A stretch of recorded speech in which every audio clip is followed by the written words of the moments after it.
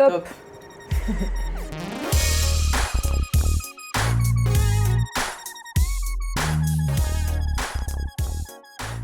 Du coup, toi, je sais que t'étais gilet jaune avant. On t'a, en tout cas, Pas forcément avant, mais oui, c'est comme ça que j'ai été toujours gilet jaune, repérée, évidemment, oui, bien sûr. toujours. Et après, t'as été repéré par la vidéo de Brut, on Exactement. va dire, de Rémi Buzine. Renseignez-vous sur le référendum d'initiative populaire qui est exactement la même chose que ce qu'avait proposé François Asselineau. Voilà, le candidat que vous soutenez à la présidentielle, c'était François Asselineau, clairement. Bah évidemment, mais encore une fois, ce qui me désole moi, c'est que quand je parle avec les gens, ils ne le connaissent même pas. Comment ça s'est passé? C'est François Asselineau qui t'a contacté ou c'est les équipes de l'UPR? Je ne saurais pas te dire, je pense que c'est plutôt les équipes effectivement de l'UPR parce que Ouais. la vidéo est remontée du bas vers le haut et est arrivée effectivement sous les yeux de François Asselineau, mais c'est l'équipe UPR TV entre autres et François Asselineau qui ont pris l'initiative de m'inviter à le rencontrer. J'entends un petit accent. Je juge peut-être que c'est montpelliérain. Oui. Montpellier. Tu es bien informé ou alors que tu as une ouïe très développée? Je connais très bien Languedoc-Roussillon, mais c'est vrai que je sais que tu as fait des projets associatifs. Par exemple, un stade pour Gaza, en tout cas, tu y as participé. Oui. Tu as fait aussi, tu as présenté un projet pour ouvrir un centre socio-éducatif pour un certain pays qui s'appelle le Mali, éducatif et sportif. Ces projets, ils sont lancés ou? Alors le premier, c'était aussi un travail dans le cadre de l'association France-Palestine Solidarité. Et puis le projet pour le Mali, c'était en coopération avec la FSGT, j'imagine que c'est comme ça que tu as eu l'information, donc Fédération Sportive et Gymnique du Travail, qui est rattachée ici au ministère de la Jeunesse, du Travail.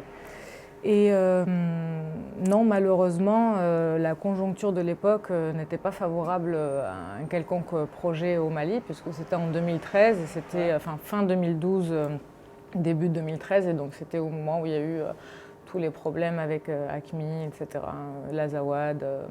Donc c'est un projet qui a été malheureusement avorté, mais effectivement, je ne perds pas le nord parce que c'est mon projet de vie que de me réinvestir dans une fondation. Alors là, t'es deuxième, on va dire, de la liste UPR, l'Union populaire républicaine, où François Asselineau mène cette liste.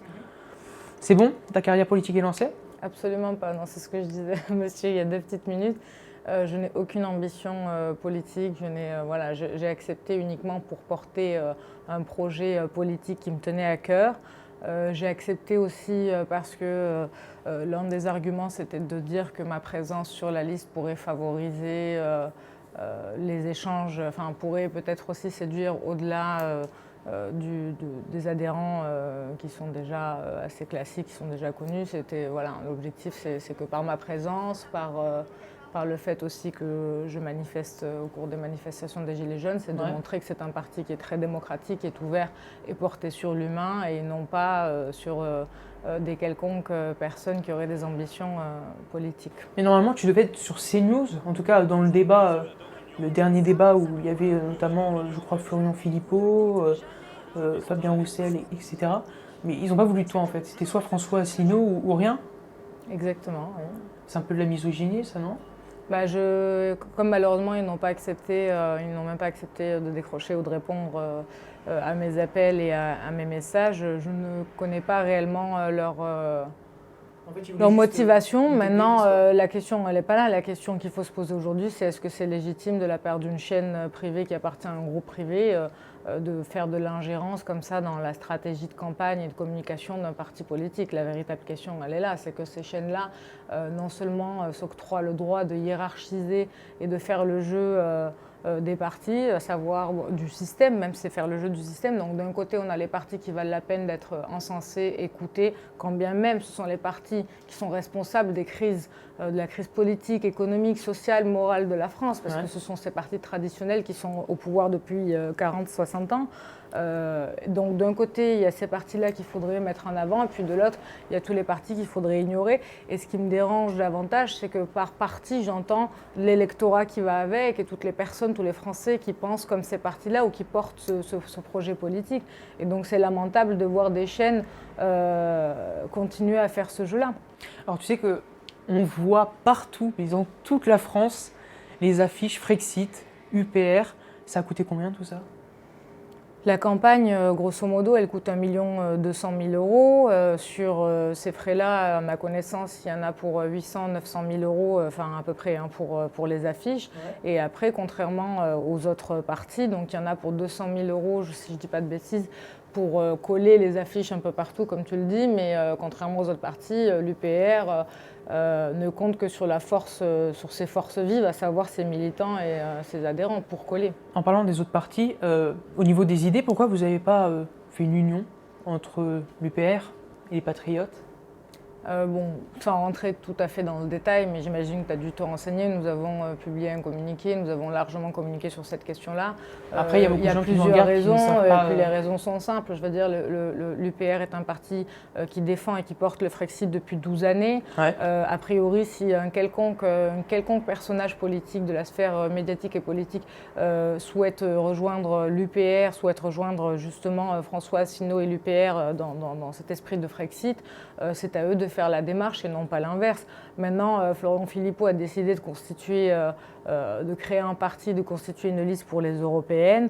J'ai envie de dire, il faut l'assumer jusqu'à la fin. Nous connaissons, enfin moi je connais ses réelles motivations dans cette envie de créer une alliance. Ce n'est absolument pas pour défendre le projet du Frexit. La preuve étant, c'est qu'il a été capable d'aller voir d'autres partis politiques qui sont contre le Frexit et de leur proposer aussi une alliance pour les européennes. C'est parce qu'il sait qu'il ne va pas être... Exactement, la vérité c'est qu'il est comme beaucoup d'hommes et femmes politiques de nos jours, que des gens comme moi issus vraiment de la vie tous les jours, citoyenne tout à fait lambda, répugnent et répudient. C'est justement cette envie de protéger juste leur poste, juste leur carrière. Florian Philippot n'en a rien à faire du Frexit, tout ce qu'il veut c'est poursuivre conserver son immunité parlementaire, conserver son poste au Parlement. Preuve étant, s'il était si motivé que ça politiquement et à défendre les intérêts des Français, il ne serait pas l'un des députés les plus absents de l'hémicycle européen. Alors vous, votre programme, c'est de sortir de l'Union européenne, sortir de l'euro, sortir de l'OTAN, sortir de tout, en gros, hein, presque. Mais sortir de toutes les organisations antidémocratiques qui aliènent les peuples, oui. Mais tu sais qu'il y a eu un sondage, par exemple sur CNews, je vais prendre le sondage que tout le monde prend en exemple, le sondage polémique, où je me rappelle, il y avait 77% pour et 23%... Et 33%. Qui faisaient 110%. 110%. En réalité, les sondages ne répondent qu'à ceux qui les commandent, en faveur en tout cas de l'idée de ceux qui les commandent. Ouais, mais après, je peux te mettre sur la table d'un sondage qui est sorti il y a 3 semaines et qui dit l'inverse aussi, qui dit que les Français sont plus plus en accord avec le Frexit que le fait de se maintenir dans l'Union européenne. Le sondage, c'était 40% des gens qui... Et quand bien même, je rappelle quand même qu'à l'origine, il n'y a pas si longtemps, en 2005 tout juste, les Français avaient voté 55% non à la Constitution de l'Union européenne et ils l'ont eu 2 ans après grâce à Nicolas Sarkozy. Donc j'ai envie de dire, la question elle n'est pas là. La question c'est qu'aujourd'hui sur ces fameux médias, il est temps d'organiser de véritables débats démocratiques avec des personnes qui sont au cœur de ces questions-là, de notre appartenance à l'Union européenne, des débats sur l'euro, des débats sur est-ce que oui ou non les Français ont intérêt à être dans l'OTAN.